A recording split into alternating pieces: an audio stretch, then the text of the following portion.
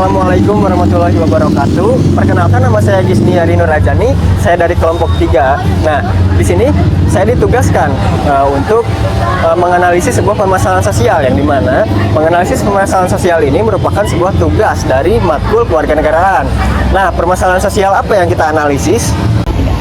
Halo semuanya, perkenalkan nama aku Okta. Jadi pembahasan permasalahan yang akan kita analisis yaitu tentang konflik antara ojek pengkolan dan ojek online yang ada di.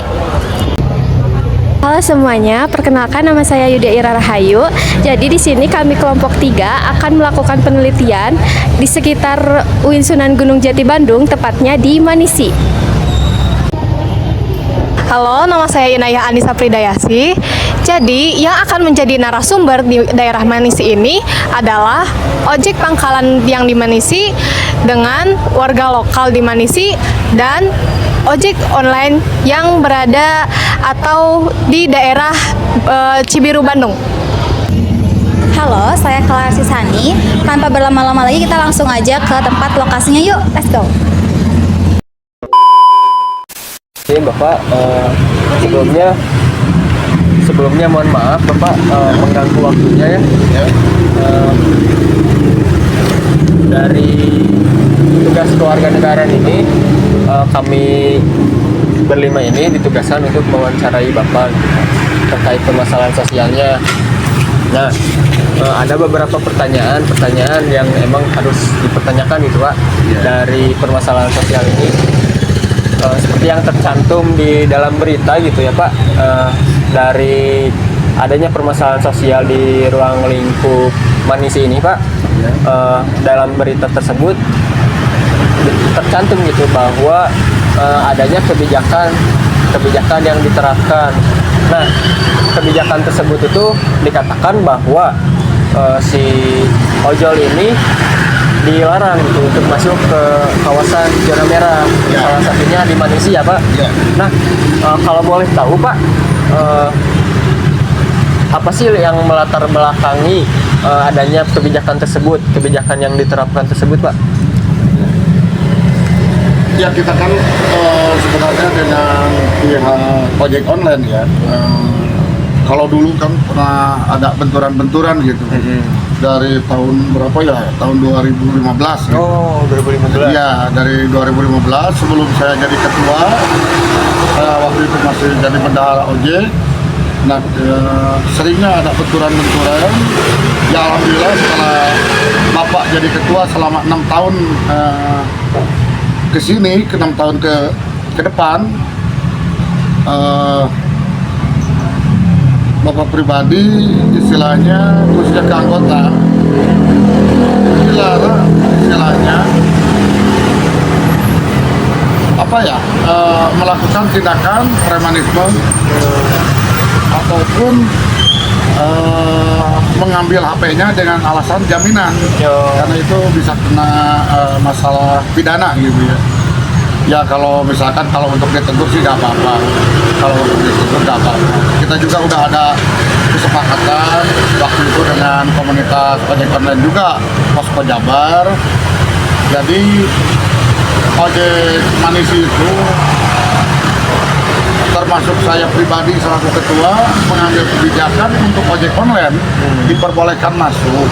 Sebenarnya bukannya tidak boleh, mangga wae masuk gitu. Asalkan dengan catatan, satu, kebijakan dari kita bahwa orang sakit, yang kedua orang yang mau melahirkan, yang ketiga mau pindahan, yang keempat kalau driver mobil kita perbolehkan masuk, tapi posisinya lagi hujan, itu juga harus istilahnya izin ke depan.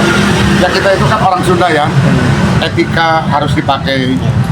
Etika harus dipakai. Pak, maaf, saya mau ngantar penumpang nih ke dalam, penumpangnya pas sakit, masa sama kita tidak diperbolehkan? Tak perbolehkan. Itu juga poin-poin kebijakan dari ojek Manisi itu sudah tertera juga. Kita udah ada kesepakatan dengan pihak ojek online di Kapolsek Panjilukan. Jadi kita udah punya punya kesepakatan. Udah secara mufakat ya Pak? Iya, udah secara mufakat. Makanya dari semenjak Bapak jadi ketua belum pernah ada gesekan-gesekan dengan online gitu, dengan ojek online. Ya alhamdulillah lah. Kalau ada gesekan, yang rugi kita bersama juga. Kita rugi, ojek online juga rugi, waktu kita kesita gitu. Dan instansi-instansi yang lainnya juga mungkin keganggu gitu. Kalau kita ada masalah kita ojek manis udah mengeluarkan kebijakan yang 4 poin itu. Satu, bawa orang sakit. Kedua, bawa yang mau melahirkan. Ketiga, bawa yang mau pindahan. Yang keempat, posisinya lagi hujan nih. Ya itu. Oh ya Pak, untuk pertanyaan yang selanjutnya, di berita tersebut dicantumkan bahwa adanya ojol yang memasuki zona merah ini.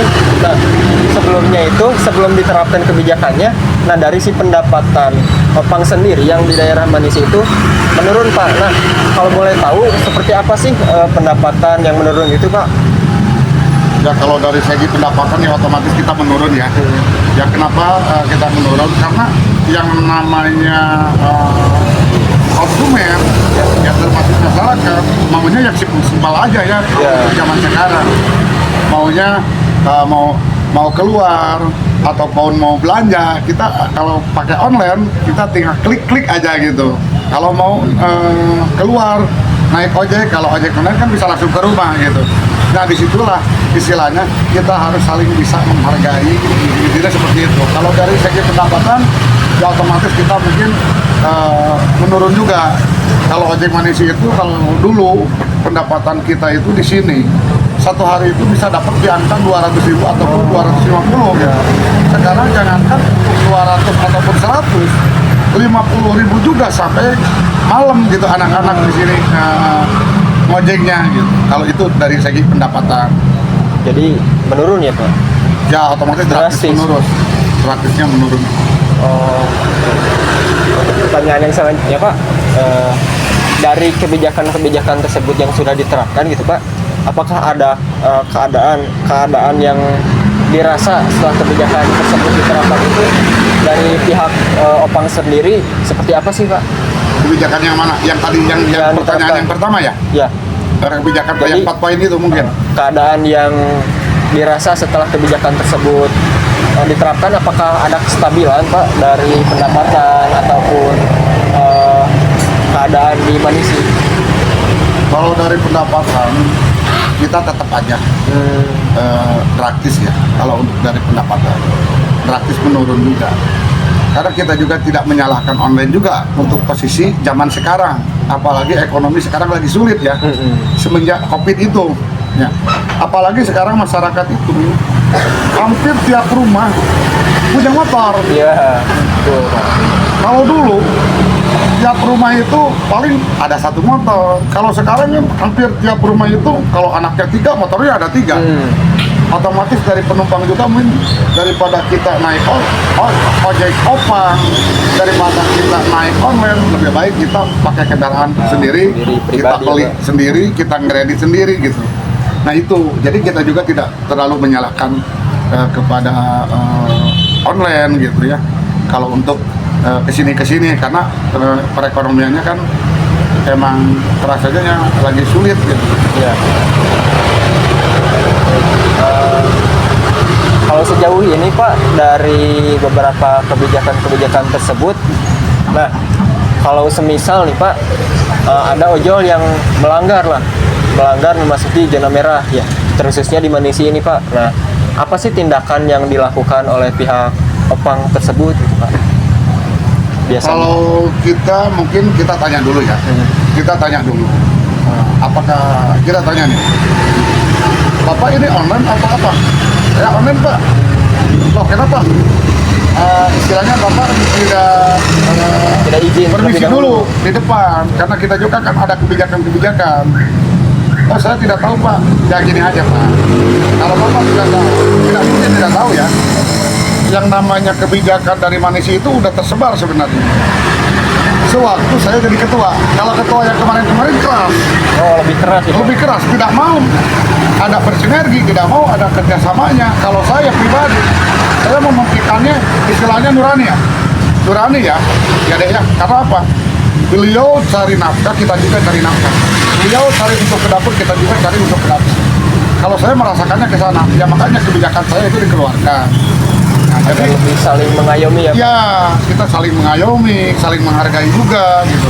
Nah, misalkan ada juga yang bandel nih, online-nya tetap ngeyel ke atas, misalkan nganterin penumpang. Ya kalau bisa kita selesaikan di sini, kita selesaikan di sini.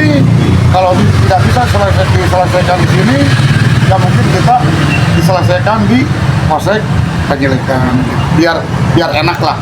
Ada aparatur negaranya, penegak hukumnya, biar istilahnya dikasih terbuka lagi ya? Dikasih apa ya? Dikasih penjelasan lah ke ojek pangkalannya, ke online-nya. Jadilah kita enak gitu kalau ada seger tengahnya gitu. Oke.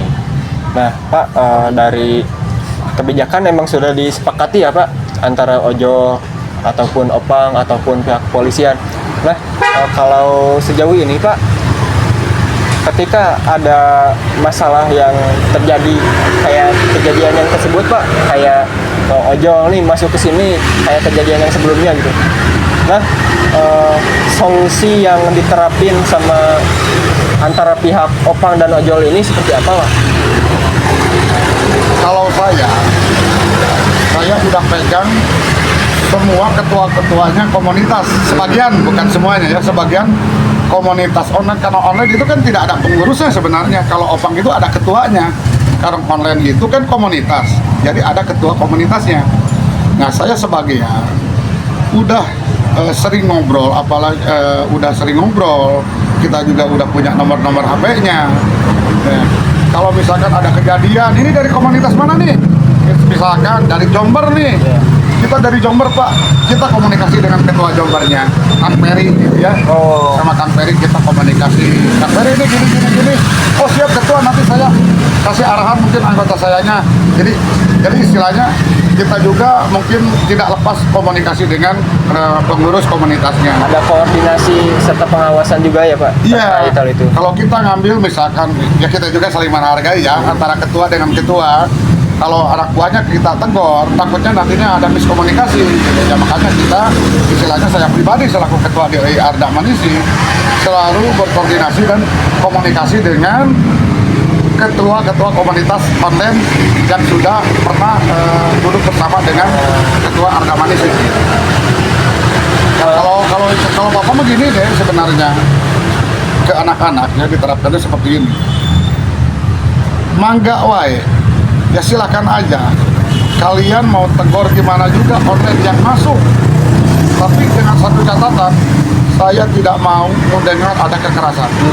Kalau sampai ada kekerasan, saya selaku ketua, saya tidak akan ikut campur ataupun turun tangan menguruskan. Silakan.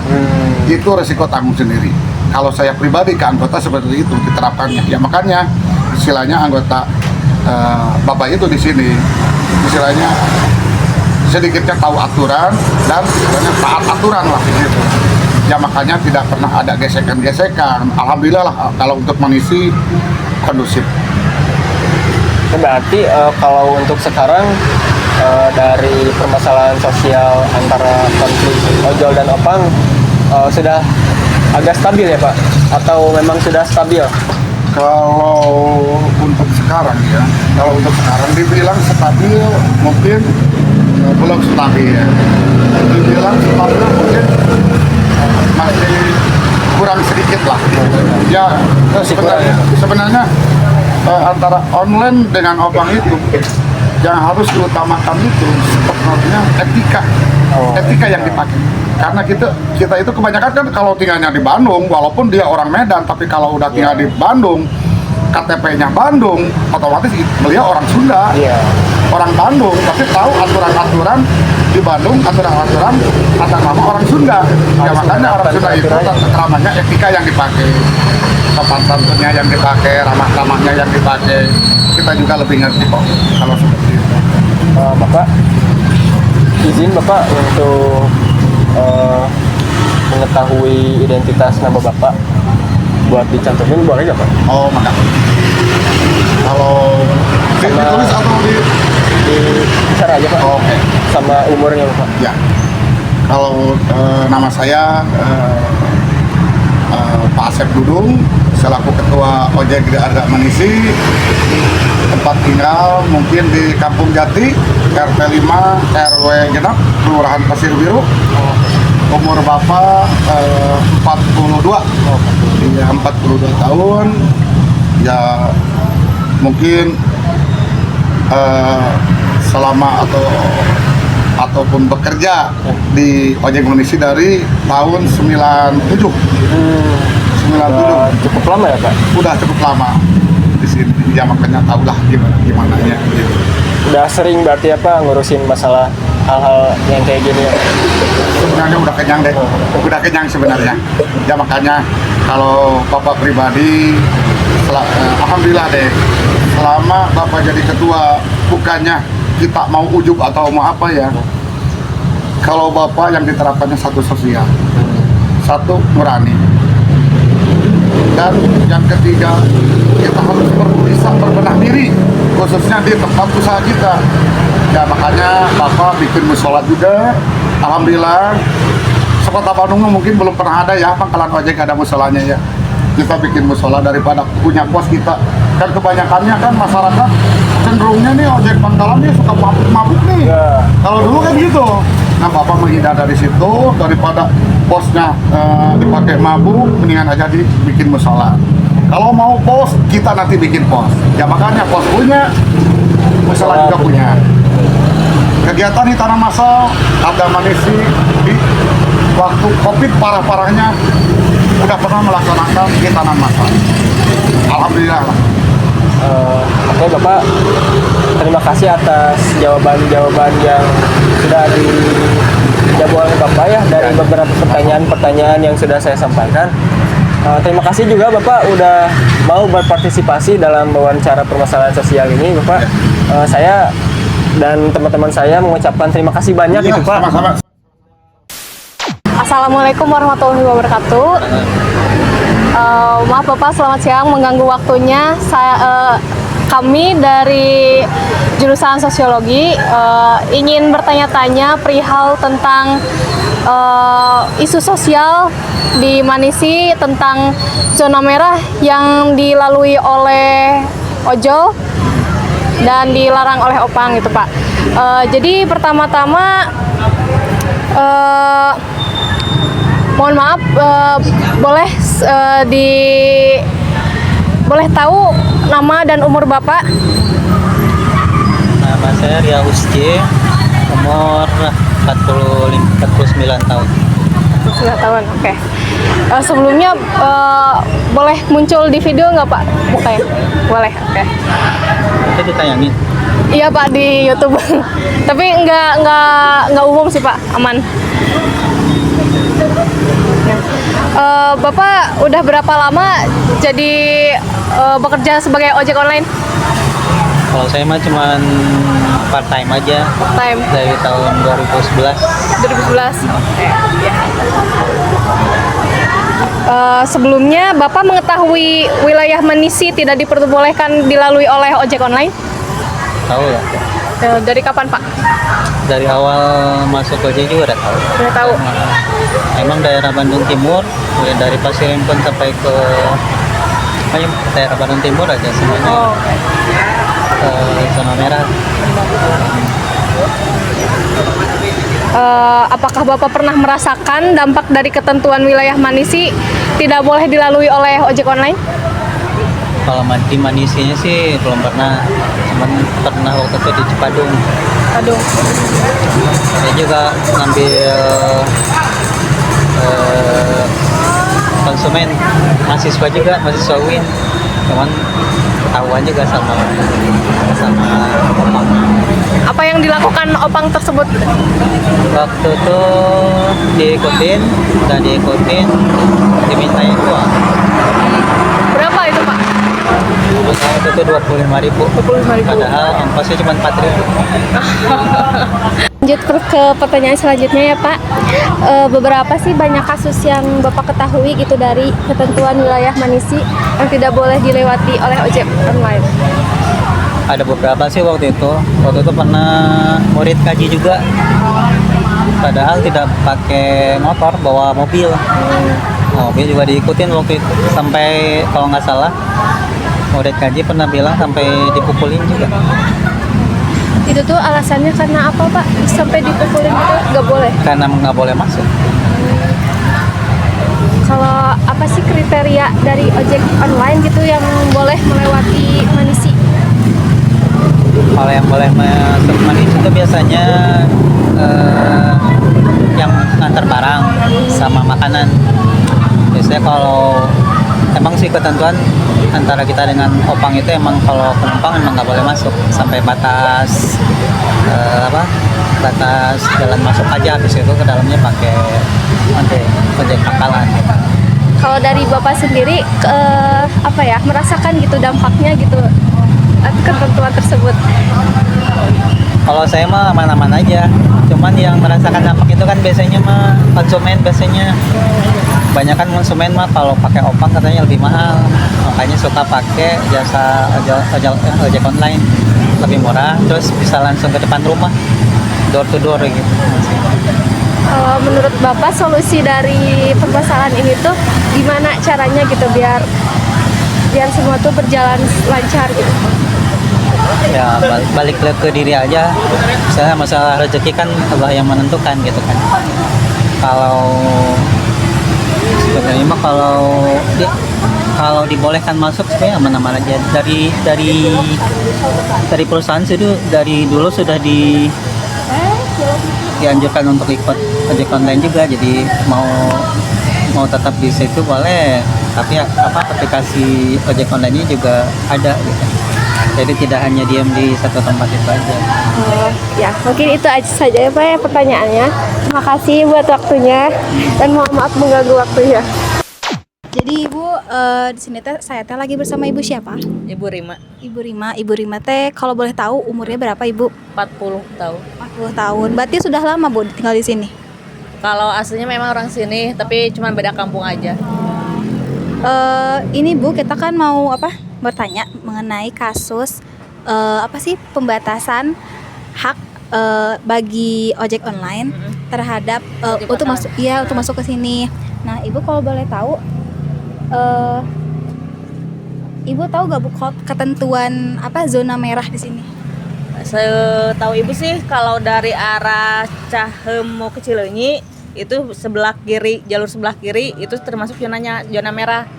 Oh, jadi kalau ke sini mah enggak gitu? Kesini juga sama. Soalnya tiap ojek itu kan ada kayak spanduk gitu, dilarang ojek online masuk biasanya. Kalau pembatasan zona merahnya seperti itu biasanya. Berarti pernah nggak Bu kayak ada yang masuk itu ojek online ke sini?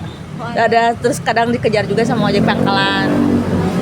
Itu di sini memang ketat sih, kalau ojek Manisi termasuk ketat yang nggak boleh banget ojek online masuk. Itu kasusnya baru atau udah lama Bu? Sering sih, tapi nggak sampai cuma diberhentiin doang, jadi suruh berhenti penumpangnya di situ gitu, nggak sampai gimana. Berarti Ibu nggak pernah lihat atau nggak pernah dengar ada kekerasan gitu? Selama ini belum. Apa yang terjadi jika ojek online melewati wilayah Manisi? Apakah Ibu merasakan dampaknya? Iya sih, Ibu cuman lihat aja, soalnya kan sama-sama cari rezeki, jadi cuman agak-agak was-was, bukan was-was, kasihan juga kan sama-sama cari rezeki kita. Emang sebenarnya kalau yang baca mah udah tahu ini zona merah kan, biasanya ojek online harusnya tahu gitu, berarti dilarang masuk ke sini, tapi biasanya ada orang yang nekat aja gitu. Berapa banyak kasus yang udah sering terjadi gitu Bu di Manisi ini? Terlalu sering sih enggak, cuma ada aja lah, seminggu mah sekali mah ada pasti. Dia sampai dikejar, suruh berhenti aja gitu. Kalau penumpangnya suruh berhenti turun, udah dia pulang aja gitu. Kalau boleh jujur ya Bu, menurut Ibu yang paling dirugikan tuh dari pihak mana, antara ojol atau ojek pangkalannya? Kalau menurut Ibu sih sebenarnya gak ada yang dirugikan, asal tahu aja zona yang benar-benar merah tuh sebenarnya emang nggak boleh gitu. Dia kan sama-sama cari rezeki. Ojek pangkalan juga mungkin kalau mau ojek online semua kan nggak semua tahu tentang teknologi juga kan, gimana cara pakai daftarnya, itunya lah sistemnya gitu. Tidak semua kan, sedangkan ojek pangkalan rata-rata taunya udah di atas usianya, udah lansia lah masuk. Setelah ditetapkan zona merah, Ibu memilih menggunakan jasa ojek atau pakai ojek pengkolan?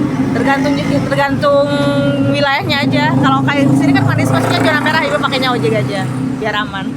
Kalau misalnya ada nih Bu yang pakai ojek online, itu dia harus jalan dulu berarti ke depan. Iya, sampai depan aja turunnya. Nanti kesininya pakai ojek lagi. Kayak sekian aja Ibu pertanyaannya. Maaf udah ngeganggu waktunya. Ya, nggak apa-apa. Makasih Bu udah ganggu.